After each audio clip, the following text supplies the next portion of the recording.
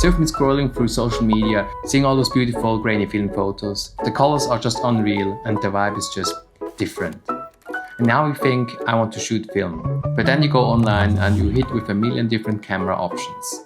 Canons, Nikons, Leicas, and you're worried about making the wrong choice and wasting your money.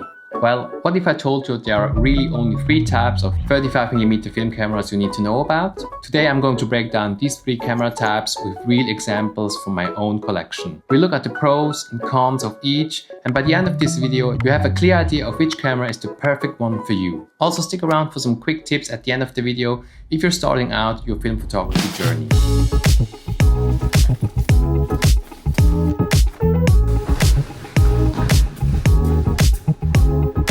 Why a 35mm film camera? First, a quick question. Why are we even talking about 35mm? Well, it's simple. 35mm or 135 film is the most accessible, affordable and the easiest film to find. You can walk into almost any camera shops and even some drugstores and find a roll of film to buy. Other formats like medium format are cool and most drugstores don't even sell this format. For a beginner, 35mm is the perfect place to start. So let's jump right into the first category, the point and shoot. And my example is the trusty Pentax Espio 145mm. This is the easiest way to get into film photography. And here's a big one.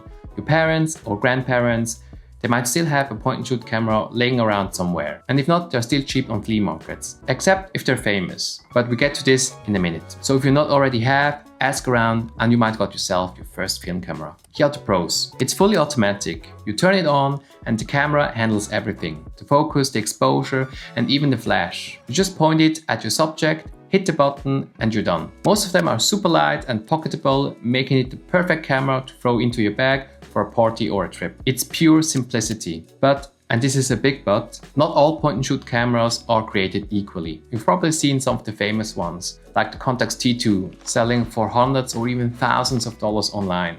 Why? Mostly because of hype. People love the look these cameras can give you. But here's the secret. These are just fancy point and shoots. They are still fully electronic, which means they are ticking time bombs. If the electronics inside will bail on you, the whole camera is useless. For a beginner, it's just not worth the risk of the insane price tag. The key takeaway for a point and shoot is that it's all about simplicity. It's great if you want to dip your toes into the water without a huge technical commitment, but you're also giving up all the creative control.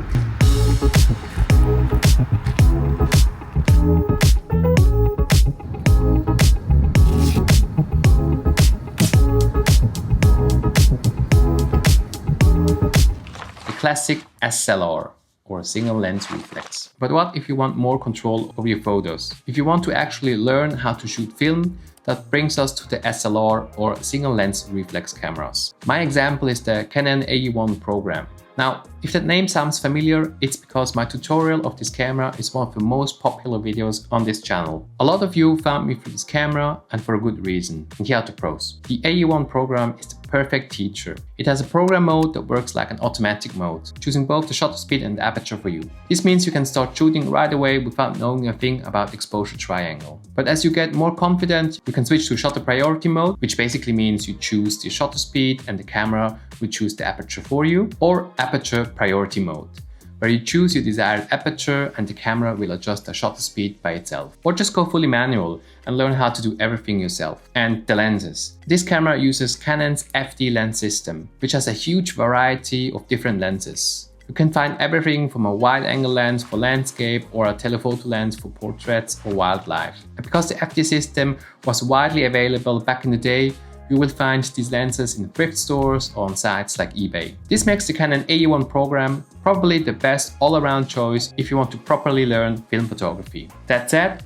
you don't have to find a Canon camera. There are other options from other manufacturers, if not better than the Canon AE-1. Just to give you some examples, like the Olympus OM system, the Pentax K1000 or the Nikon FE. The cons? The Canon AE-1 Program is bigger than a point and shoot, and because it's an electronic camera from the 80s, it has some quirks. The most famous one is the Canon squeal, which you can hear in some of my old videos. A high-pitched noise it makes when you take a photo. It sounds scary, but it's just a dry gear inside that needs a tiny drop of oil. Another thing you have to consider is the rising price of film gear in general. When I started my film photography journey, I snatched the AE-1 Program for around 20 bucks. But that was before film got so popular. But I don't think that nowadays you will find such a good deal on a camera like the AE-1. But who knows, maybe you know someone who has an AE-1 laying around just for you. An SLR is probably the best choice if you want to get serious about the craft. It's a true learning tool that gives you the safety net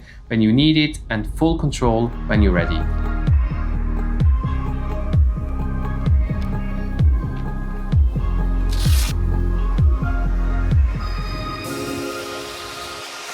The Rangefinder.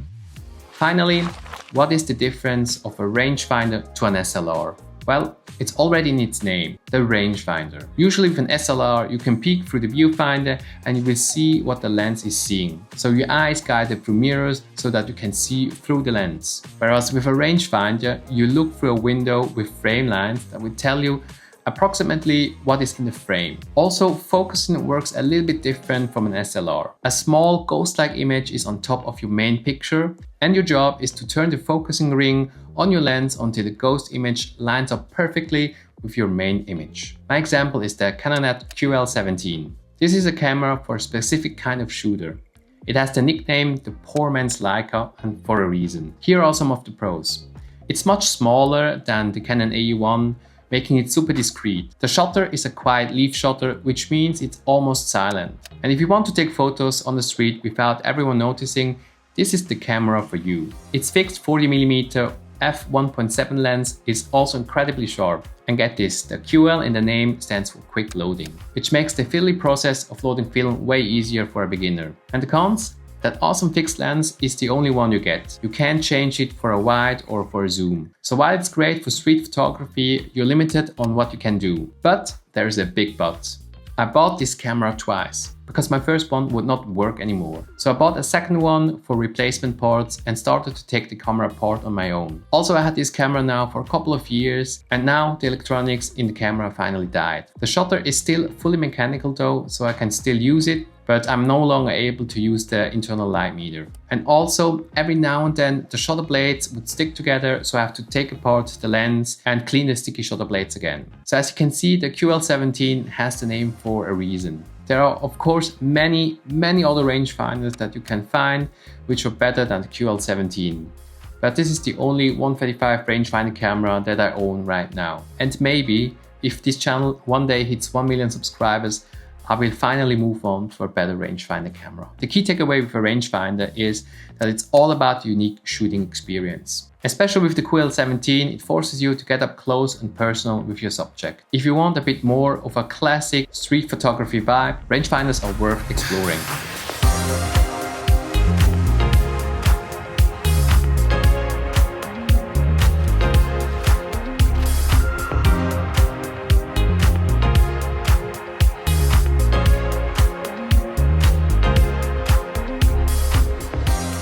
The big decision.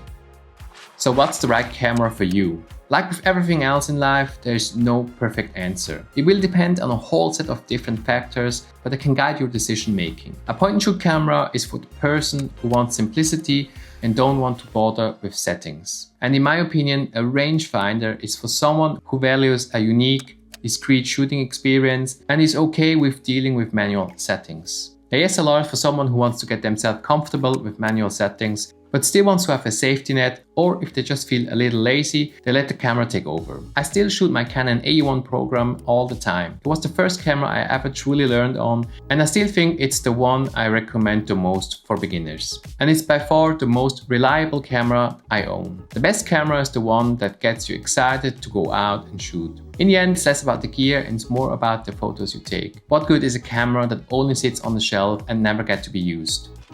The journey starts now. Now a couple of final quick tips for your first roll of film. First, start with a forgiving film stock like Kodak Gold 200.